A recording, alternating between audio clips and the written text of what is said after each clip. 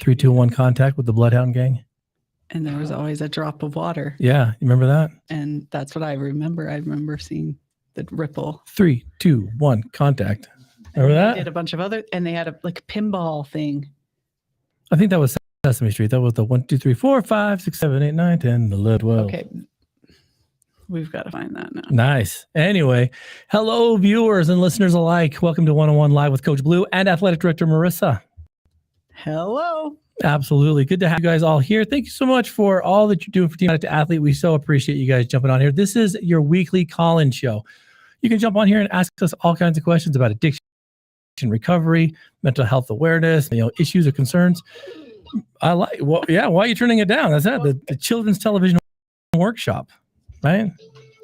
Look at that.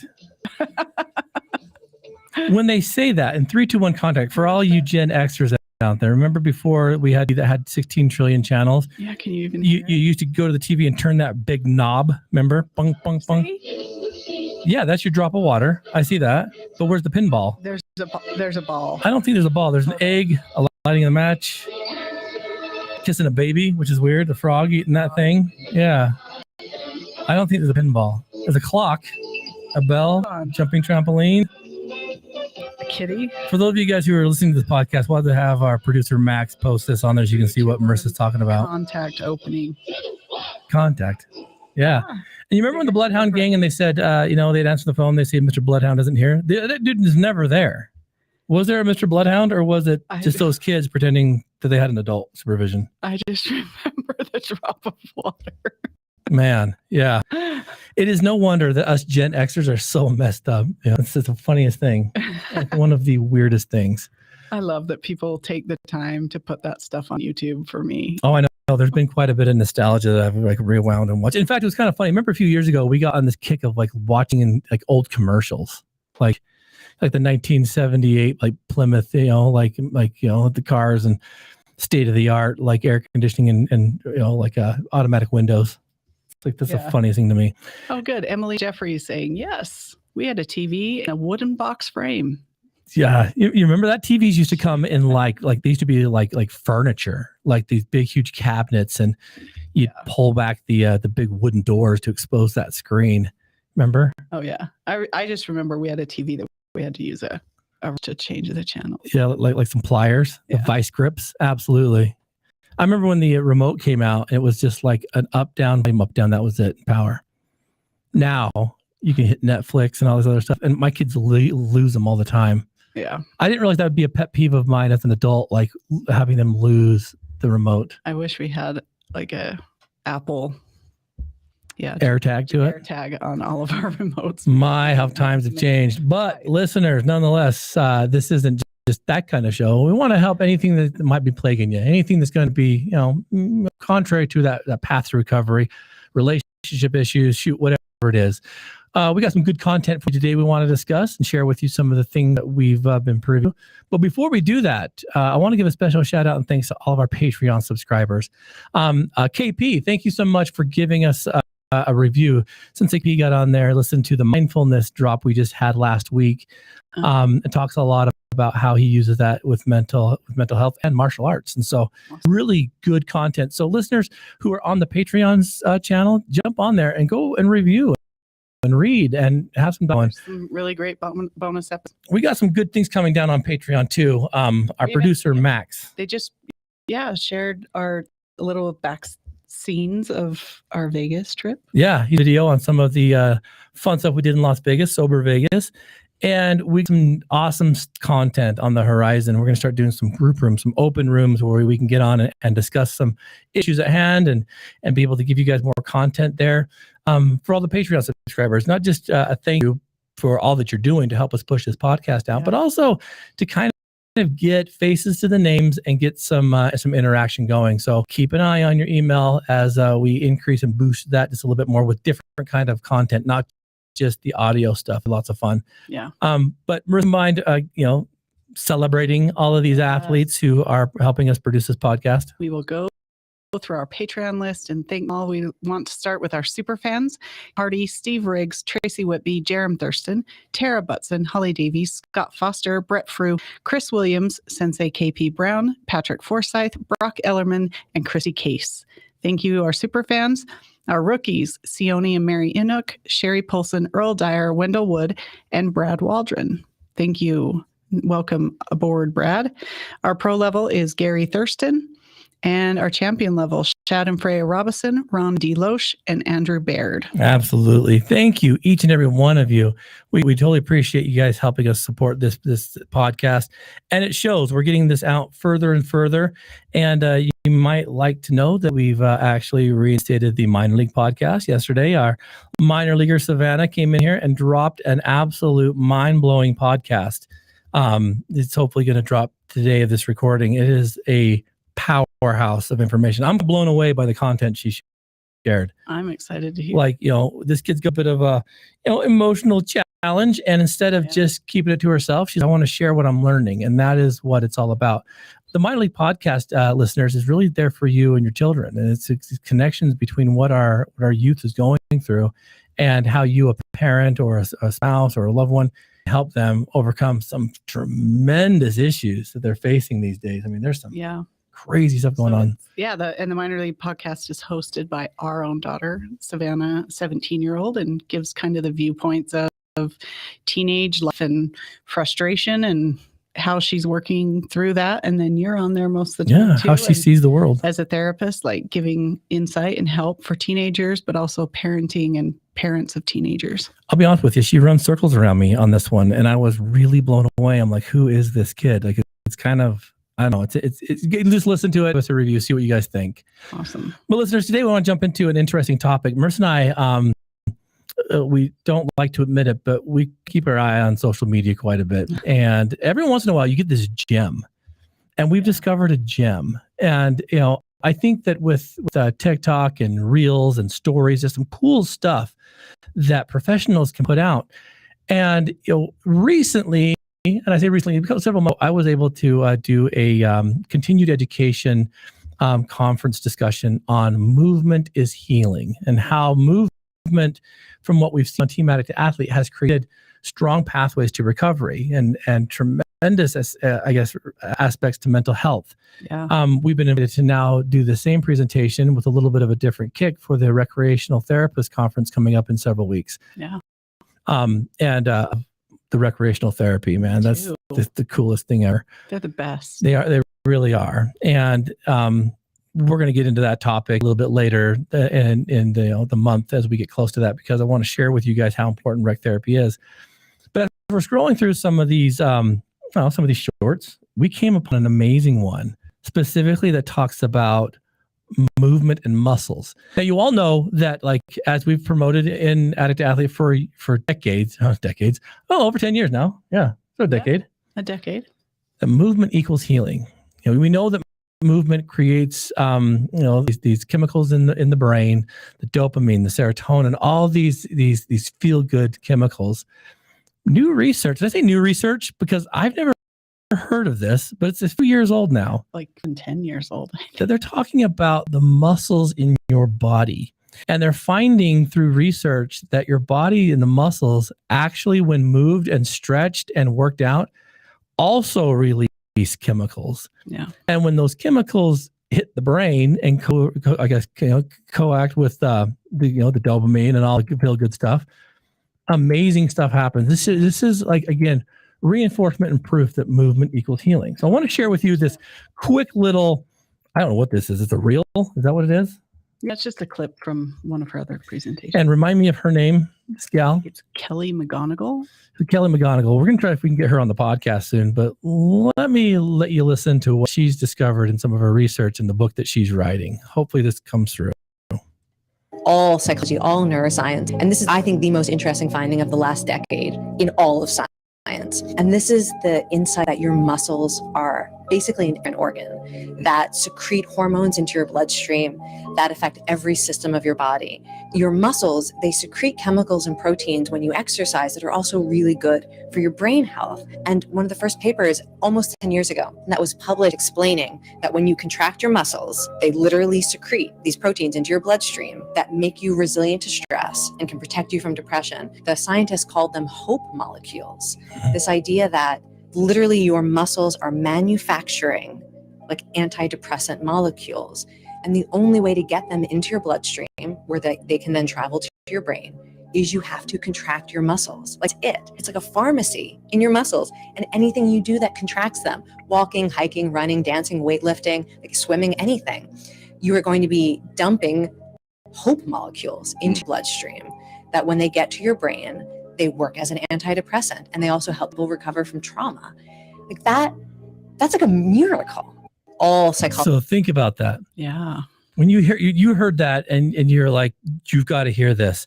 Yeah. And for some reason, I am not technologically inclined and we had a hard time. But when I heard it, I'm like, wow, I want to look into that. But then I saw it for myself. Yeah. When you hear her talk about this, what comes to mind? Things we all already know, but it's so awesome. I think when people are out there doing research and being able to find and connect the science behind what it is and why does it work, because that I think gives it more validity, more, appeal to really, even though as hard as it is when we're depressed or we're sad to like sit down and just lay down and just sit in it, that the way to heal is to get up and move. Yeah. Movement equals healing. Now, here's the funny thing, right? Is we've seen this firsthand. You're probably sick of me saying that, but it's truth. What we're noticing now is that there's so many combinations of movement that create these pathways to help, again, when she says like really combat and eliminate stress, I need you to really understand what that means. Yeah. Most of the time when we are stressed, our minds kick in gear and they say hide.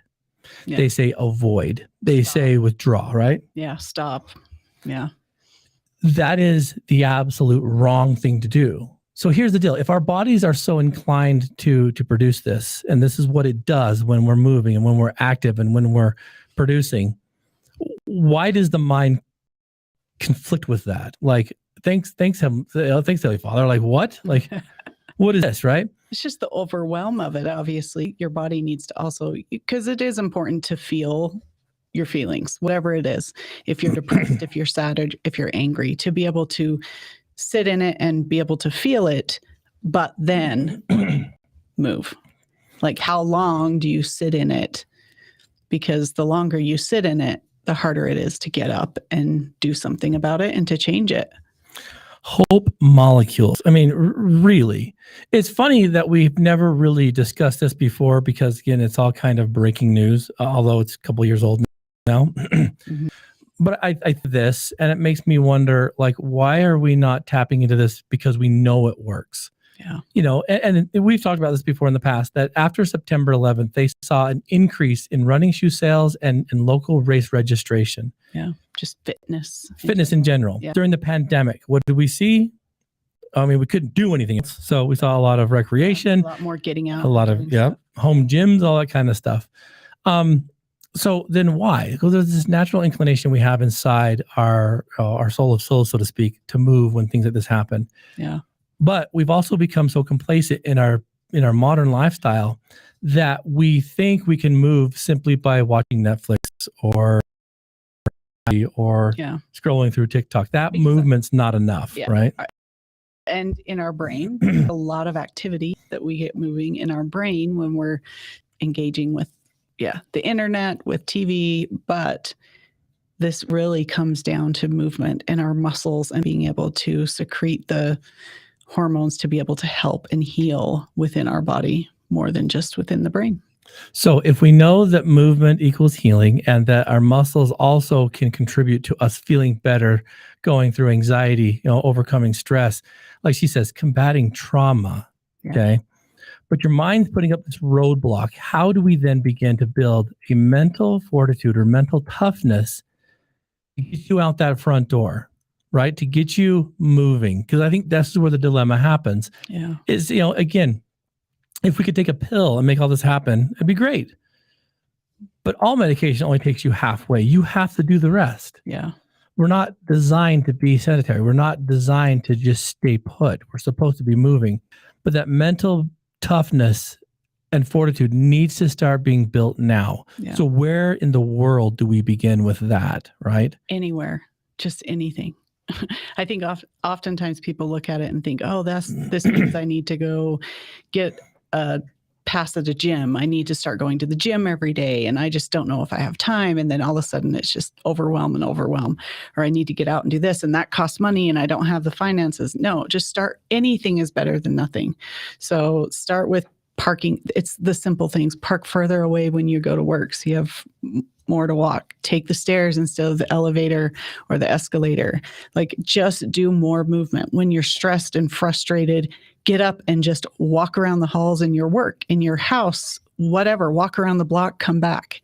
Anything is better than nothing.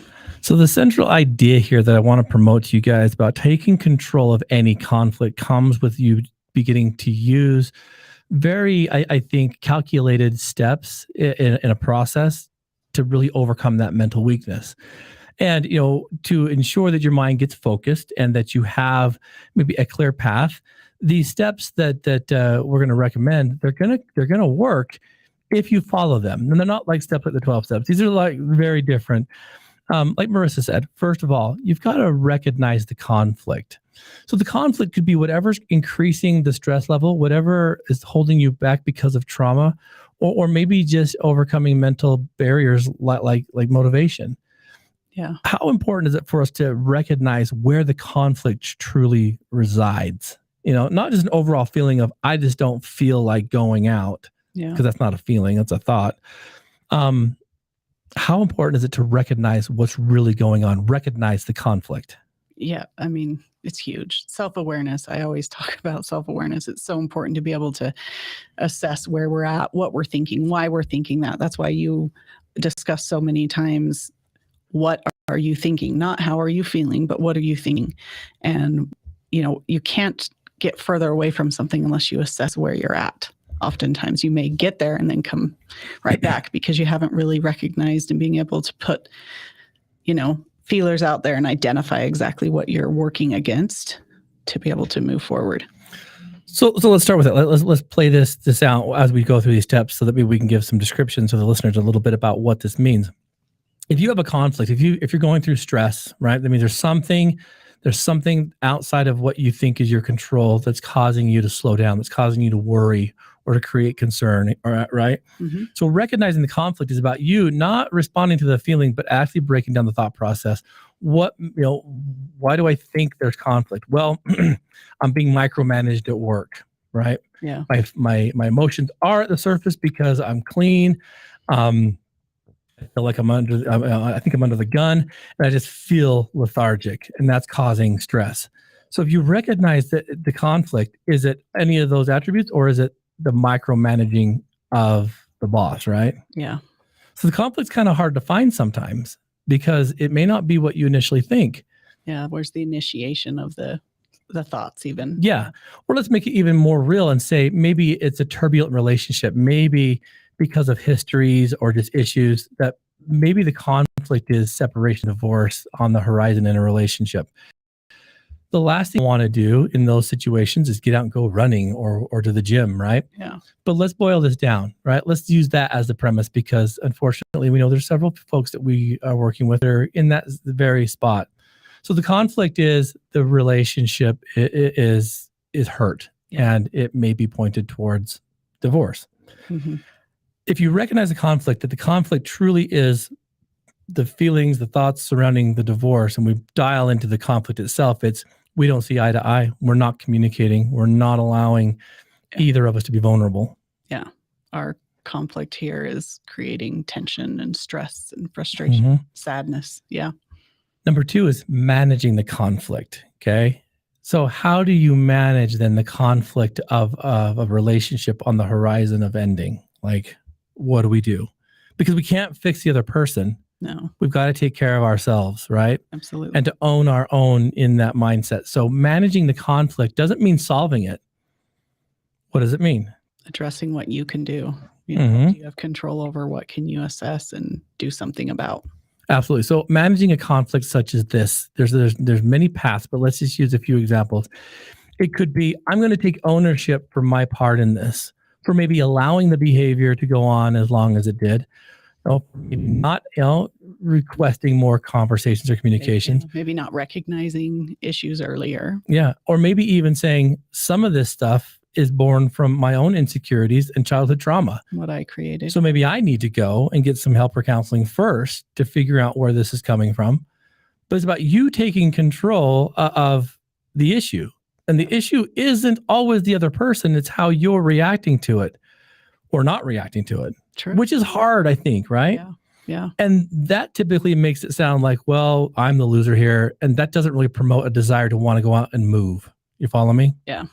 The next is to analyze kind of like your opponent, the person on the other side, or the situation itself, right? Analyze it, break it down. Where did this start? How did it come to be? The situation, yeah. Absolutely. Like how did it get out of control? What did I miss? Well, I like to do this, Marissa. When I analyze something like this, and I used to do this a lot when we worked residential treatment, but if there was a problem with someone or a situation, I would always kind of get up and write on the whiteboard what we know, and on the other side, what we don't know. Yeah. And we'd go through and we'd say, like, for a situation like this, what I know about this conflict is we're not talking, we're isolating, we're mean to each other. Yeah. Like, does that make sense? Yeah. You know these things because they're happening. But what don't you know? So on the other side of that, as you're analyzing these issues, you start saying things like, I don't know if he loves me anymore, or she loves me anymore. I don't know if, this is beyond repair. I don't know if I have it in me to continue this life. Does that make sense? Like you put all these I don't knows. Now what happens? I don't know what he's going to do, and I don't. Yeah. Mm-hmm. So what happens? I should ask you, what do you think happens when you look at this and you have a list of I don't knows and you have a list of I absolutely knows? What do you take in consideration there? You usually conceive in other things, like maybe I need to ask this, or maybe I need to do this to be able to shed some light on some of that I don't know side. Mm-hmm. Just to have a clearer picture. Doesn't mean it's going to solve the problem, but to be able to see it better. So analyzing this stuff is, am I willing to end this relationship if I don't know if love exists here? I should probably answer that before we move down that path, right? Yeah. And so once you analyze that, then comes the reaction. This is when you act. Now, the crazy thing about that is when you choose to make or move in a direction that's controlled or calculated by a plan that you've established, this is where movement becomes critical. Yeah. Because maybe we should say act and not react. Because first and foremost, you got to take care of yourself. This, listeners, is where you move. This is where you go out for your run, you go to your yoga class, you go for your swim, you go for your hike. You take all of this stuff, the recognizing, the managing the issue, the analyzing of it, and then the reaction, and you take it with you on a journey. This is the coolest thing, I think, for problem solving. This is where the hope chemicals begin to get released. The dopamine starts to get released. All the oxytocin of the fresh air, everything begins to get dumped, and your mind can become clear and focused on what it is, not what you think it is.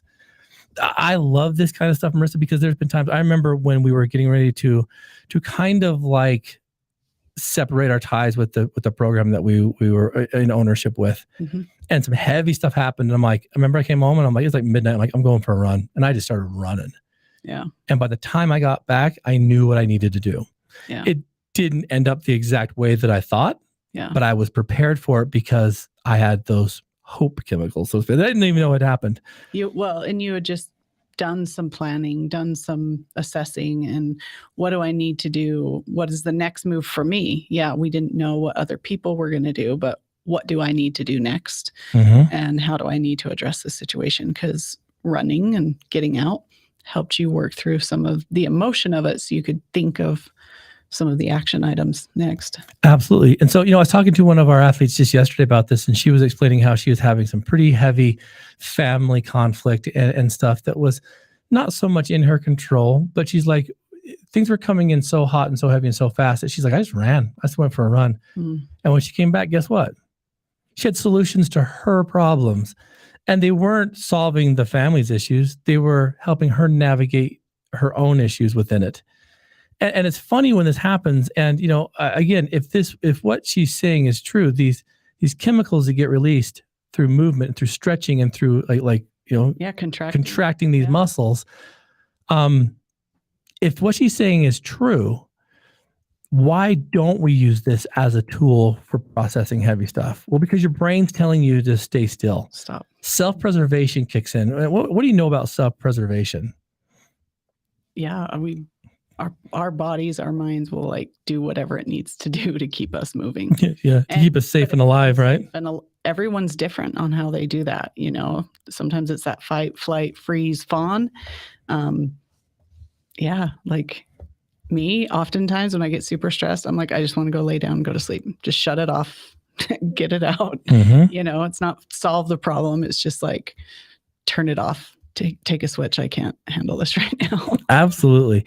And that's it, right? Self-preservation tells you that there's safety inside. Going to that primeval kind of mindset, that primitive brain, and then pushing past that, the difficulty in that is extreme, right? I mean, you are going against every inherent trait that you have to do something different. Yeah. That's why it's so freaking amazing when people do this kind of stuff. Yeah. They push through the fear, the anxiety, the stress of it, and they just go. Yeah.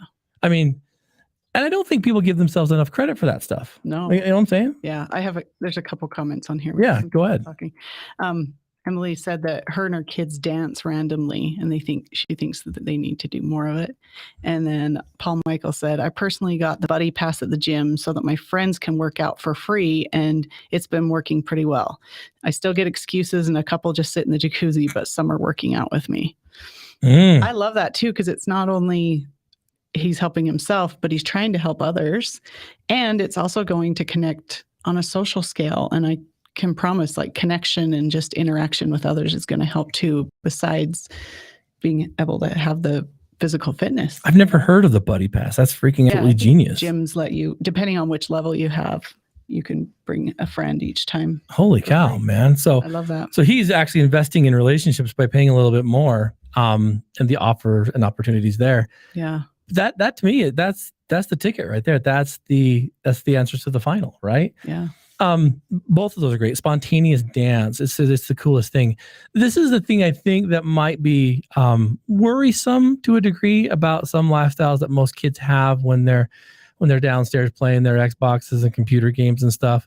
But you have to also understand that movement is there as well. It's not just like going out and pushing heavy things and jumping over big hurdles. It's about the social interaction and engagement as well. Yeah. It's stimulating your mind, it's doing those kind of things. But even so, if we are under any kind of stress, please remember those steps. Please remember that movement is healing, even if you don't want to. It's so funny to hear this stuff after we were talking just not too long ago about how if someone wants to, relapse, I tell them, well, go do your 5K and come back and tell me. Yeah. And they're like, well, I don't feel like I need to do that anymore, because that's why. Yeah. Excreting. Yeah. You're getting all of the serotonin and the dopamine and those hormones, and you need a simple way. 100%. So, we're hoping to get her on the podcast soon, but really, listeners, what more proof do you need? What more proof do you need that what we're saying is beneficial, right? I mean, we're seeing it in real time. And I'm very excited to kind of get, the message out there of what we've seen. And I think the one kind of angle we have here at Addict to Athlete, it's a little bit different than any of the other working out programs, is the therapeutic and counseling aspect to it. We're more than just a sober gym. I'm a licensed mental health therapist. I'm a licensed substance abuse disorder counselor. Marissa is a certified recreational therapist. And so these two talents combined, we really do make and do our best to make this program therapeutically viable for anyone who wants to come. So instead of just coming here with an idea of getting bigger, better, faster, stronger, we want you to heal emotionally and mentally so that those pursuits become a little bit easier. Oh, for sure. and being able to, like you say, sit back and do that, some of that analyzing. Sometimes you need an outside entity, an outside person to be able to help you. That's why oftentimes we talk to our friends and we talk to others about frustrations, because they help us see something a little bit different than maybe we didn't. And so just doing it internally, thinking through and trying to assess what's going on, that's helpful. But sometimes you need a third party to be able to see something that you don't and give you a different perspective. Yeah, That's kind of what we do. 100%. Now, I don't want to get too like wordy on this and whatnot, but recreational therapy is designed to help people like see the purpose behind the experience, behind the event, behind the play, behind kind of like the recreation. It didn't start out that way. It kind of started off a lot of like with some technical things to help people overcome disabilities and challenges. What we've seen with recreational therapy, though, is that there's been a dwindling of it in the professional outlets, say like in treatment centers and hospitals and whatnot, because they think that any Joe Schmo that comes in can throw a ball to somebody. Yeah. What we've seen with recreational therapy, specifically as it's applied to addict to athlete, is a significant understanding that if we do things with and on purpose, and we see the bigger picture, not only does the experience become more rich, but the mindset becomes more flexible, and you start seeing and tuning into stuff that you didn't even realize was there. When we do things with purpose and we have these issues, and we know now that movement is healing, and we get these hope molecules that dump with our muscles and all this stuff, and they work homeostatic with the mind. Why do you think most programs, most therapeutic outlets, most things in general are shying away from something that's so flipping important? First off, I think often we receive research, we find out what's going on, and it just takes decades to be able to start applying said research into everyday life, into our medical system, into anything. But then again, because everything comes down to money, and so insurance, and where do we get insurance reimbursement? And insurance is even further behind on being able to follow research and understand what is most beneficial for the patient. And so again, what is most beneficial for the patient, they believe, is just getting the toxins out of their system for 30 days and they can go home. They're free. If you're talking about addiction recovery, not just the holistic health of our patients. And so if you can't get reimbursed by insurance and payment, then, they don't have a budget to pay for some of that, sadly.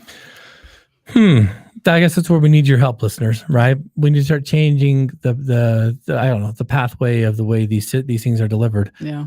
But, the crucial aspect of this is you look at any relationship that you want to invest in, any overcoming of adversity, what have you. If you're not doing it with or alongside another person, that's why I think that buddy pass is so flippin' amazing. Yeah. What is the point? When you boil down the reasons you want to overcome your addictions, you want to get your mental health in check, you want to change your horizon, it's because you want better relationships. I mean, think about that. It doesn't matter about how much money you have in your bank, doesn't matter what kind of car you drive. What matters is that there's a person that has a relationship with you, that believes in, that loves, that cares for you. Yeah. So that being said, if you're just sitting idle in your home and you're just living the same script every day, what do you think the outcome's going to be? Right? Yeah. Same or worse. We have this huge world that needs to be explored. Right? Yeah. We've talked about this in the past. Like there was a time that I remember going to Chicago all by myself. I took a kid back out there when I was working in youth treatment, and handed him off to the folks that needed to pick him up. A pretty funny story in and of itself. But I had the rest of the weekend myself, and it was kind of lame because like I was in a place I'd never been, but I wanted to see the Chicago Bulls. I wanted to see the Cubs. I went to a game at Wrigley Field. I rode the L train at night. It was the scariest thing in my life. But like all these things I did by myself. Mm-hmm. So who knows they existed but me? I think I talked about this. My friend Cody, whose dad hit a hole in one. Yeah. And he came home and he's like, oh my gosh. And he's like, did anybody see it? He's like, no, then it didn't happen. It's like going to the Grand Canyon and seeing that for yourself for the first time by yourself. It's like, you need someone to have that experience with. Mm-hmm. we need to really start looking at why we're doing this thing called sobriety. If we get stuck in that mindset of we're going to be alone and why move, that captivity puts you in that victim paradigm. Yeah. And if you're stuck there, what happens? And nothing good. If you look at even your situation with that experience in Chicago, like you had never really, up until that point, you'd never really been outside of the state of Utah. You were raised in a dysfunctional home. You didn't travel, go on vacations. You didn't go to Disneyland, anything like that, like most families do. And so that was kind of your first experience. And so it didn't matter that there wasn't anyone else there. You needed that. You needed that experience. You needed to be able to see that there was things out there and there was experiences and things to have, you know what I mean? Mm-hmm. Yeah. And it got you more excited to do more. And I was talking to that same athlete yesterday about this too, about movement and, like putting yourself in positions that are kind of uncomfortable, but take effort. Mm-hmm. And, we were talking about how she went to Disneyland and whatnot. And, she was raised in a dysfunctional home just as I was. And it was kind of funny because I said, well, what was it like the very first time you went to Disneyland? It was the same as me as an adult. You took me there as an adult. Yeah. And I remember trying to be like all macho about, this is cool, but I was like blown away. Because everything you'd seen and heard is now like right there to touch and to taste and to feel. Yeah. And I remember being like, this is freaking crazy. But all that paled in comparison when we went to the beach and I saw the ocean for the first time. Yeah. As an adult, I'm like, I'll get emotional. I remember standing there at the beach, just looking out there to nothing, just this amazing, like grand scale of how big this body of water is. Mm-hmm. I remember like telling you later that my thought process was I want to bring my kids here. Yeah. Like, that's kind of crazy. Like, we weren't even married at that point. And I'm like, I hope one day my kids can see this, because that's an awful lot of movement, right? Yeah. I mean, think about it. From point A to point B, Utah to there, it's not just a hop, skip, and a jump. It's a long drive or quite an expensive flight. Yeah. It's the effort of like getting them out there. And, when that started to happen, and we were out there in it, right? In the water and stuff. Like, we take our kids there, and our youngest son, Camden, man, we can't get him out of the ocean. The kid just loves it. Yeah. He's out there for hours, so much so he comes in, he's all chapped and beaten up because he's got, like caught in the surf and stuff. Yeah. They talk about that a bazillion more times they talk about Disneyland. Yeah. But I remember thinking that like this movement of being out here and to see this, like that's what I want. And to do it at an age where they can say, I've been there, I've seen that. Now what's next? I want to see now the Atlantic Ocean on the other side. Does it look a lot like it? Yes, it's about pretty much the same, just on the other side. Does that make sense? Oh, yeah. This movement isn't easy. It takes a lot of effort and energy and stress in and of itself. Mm-hmm. But would you look back and say that's all worth it? Or was that just a big waste of time? Oh, no, it was worth it every time. When Hard work. you think about that kind of stuff, that couldn't have happened if addiction or mental health concerns or issues of anxiety. I know I've worked with people in the past that have been so afraid to travel Mm-hmm. that they've landlocked themselves. They're afraid of catching COVID, or they're afraid of a plane crashing, or we live in this world of fear. What does that do to a mind that's supposed to be moving? Yeah. I mean, it just encloses it, and it just gets tougher and tougher to get out of. We've discussed many times, there's medication out there for anxiety, but most anxiety, the only way to deal with it and work with it is to work through it. Yeah. You've got to move. Same kind of concept. Absolutely. One of my favorite movies of all time is Good Will Hunting. Mm-hmm. And there's, for those of you guys that haven't seen it, I won't spoil it for you, but what the crap are you waiting for? Right. It's only been a few. It's only been a million years. But one of my favorite parts is when, the therapist played by Robin Williams is sitting with the client, which is Matt Damon. And Matt has kind of like drugged the therapist, Robin, through the mud. Mm-hmm. And just kind of said, you're a crappy therapist. You need your help self. Like, you can't help me. You're all messed up too. And the next session they had was out at a park. Mm-hmm. And Robin sits down next to Matt, Matt's character, and he says, you ripped my heart out, and you said some stuff that really hurt. But then it got me thinking that you're just a kid. You've never left, Boston. You never left this place. Oh, yeah. He's like, you don't know what it's like to, walk into the Sistine. You may have read a book on, the Sistine Chapel and Michelangelo, but you can't tell me what it smells like in there. Yeah. And that has echoed in my head for so many years. Do I know that pyramids in Egypt exist? I've never touched them. I've never seen them. So guess what I'm going to need to do before I die, right? A bucket list. I got to go out there and touch it. How do I know they exist? Yeah. And I get kind of thinking about that kind of stuff, and he says, you don't know what it's like, to have a relationship where you love this person so much, but she's, dying of cancer, and how the word don't apply to you. Yeah. What love really is. Because you're hiding from life so much. And so, listeners, I guess the reason we're going down this path is because if you are so terrified of life that you're not willing to move, amen to what you're going to experience here. Like your options are very limited, don't you think? Yeah. I mean, you need get out, find resources to help, get into counseling so that you can take another step, because there's so much more in the world out there. Absolutely. There are strategies out there to use. First and foremost, seek therapy. Move to a point where you can go get some help, right? Yeah. Definitely sit with your partner and discuss issues that are out there on the table. Don't be afraid to put it out there. Maybe even consider what I did in life is rewrite your own story. If you rewrite your own story by which you become the hero, I'll say, within it, you get to move into some pretty amazing places in life. Why hold back? Well, I know a lot of us do it over fear, but that's what the therapy part comes in, is to help push through those things that you didn't think you could do. Yeah. And so, again, I love what we're learning here. And movement isn't just always going for a run or trail run. It's about moving out of your comfort zone. It's about experiencing something new, trying new things. It's all, get out. Yeah. I love it when my kids do new things. It was funny, about a week ago, we were in St. George, and our oldest daughter, Brooklyn, went to a restaurant with her cousin. Mm-hmm. And her cousin's just several years younger than her. And it was funny because Brooklyn's 19, and her cousin Scout's like, I've never been to a restaurant without an adult. And Brooklyn's like, I'm an adult. I'm 19. And she's like, oh. Well, it's this new experience. Yeah. Right? Cool. It was cool that they even identified that wow, we've never done this. We've never done this alone. And then, our daughter Savannah, went down to St. George for the first time with some of her friends and parents and stuff down there. And we didn't go with her. And it was one of these things where it's like, you can start doing these things on your own. It's all there. I remember that's why when you invited me to go to Disneyland with you and Jerem, and back in the day, circa 1999, right? Yep. I'm like, we can do that. That's a thing. How? I remember thinking, how in the world is this happening? Wait a minute, you can drive there? There's roads that go there? I remember thinking it was so mind-boggling that this could happen. That after a certain spot, after Vegas, there's still road you can travel, right?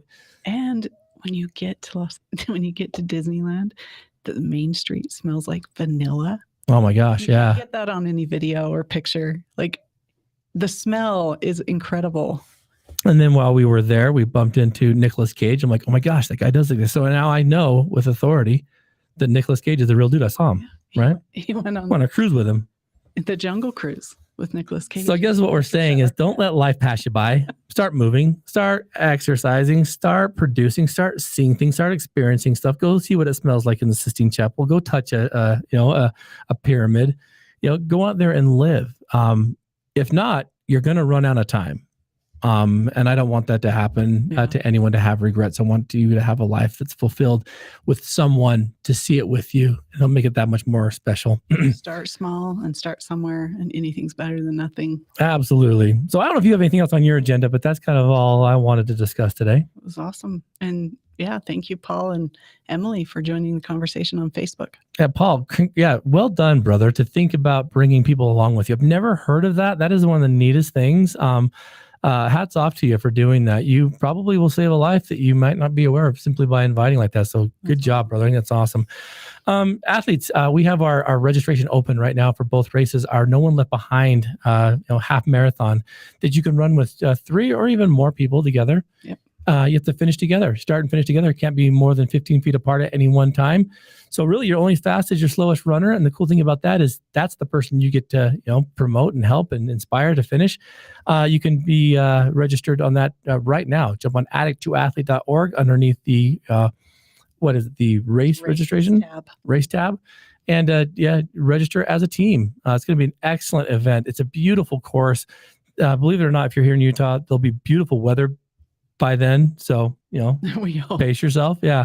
No, I really chose this race and put it the date I put it because it's one of the Google says the least rainy days in Utah. Yeah. See, so chances are you're going to come have a nice, beautiful experience. And it's right next to a river, closed trail. Yeah, it's beautiful. About the only thing you have to battle is sometimes, people rollerblading or, maybe on their little e-bike, but there's plenty of room. Yeah. The neatest thing about that too, though, is just the team experience. And also in September for Recovery Month, our Addict to Athlete proxy run. This is our recovery run that we do in honor of anyone who's lost their battle to addiction or mental health, or even out there struggling. You put their name on your bib number and you run as proxy for them.